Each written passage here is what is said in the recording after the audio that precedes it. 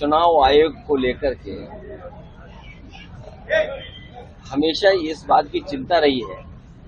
कि आखिरकार आयोग न्याय करेगा कि नहीं करेगा। और सबसे एग्जाम्पलरी इलेक्शन अगर कभी हुआ है जिसको लेकर के हमें आपको पूरी बहस करनी चाहिए, वो उत्तर प्रदेश के बाई इलेक्शन है। वोट चोरी तो बहुत छोटी चीज है। भारतीय जनता पार्टी के इशारे पर चुनाव आयोग ने डकैती की थी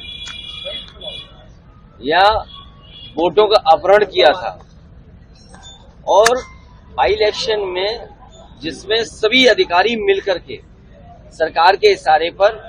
और चुनाव आयोग की उन्होंने कोई परवाह नहीं की,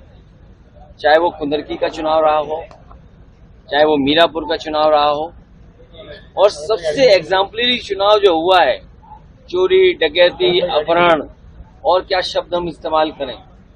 उन सबको शामिल कर दोगे तो वो हुआ था आपका फैजाबाद अयोध्या का चुनाव, जहां पर प्रशासन ने ये तय किया कि ड्यूटी किसकी लगेगी, प्रिसाइडिंग ऑफिसर कौन होगा, उस प्रिसाइडिंग ऑफिसर को या जो अधिकारी होंगे वोट डलवाएंगे उनकी कितने वोट डलवाने की जिम्मेदारी होगी, मतलब अलग से वोट कितना डलवाएंगे।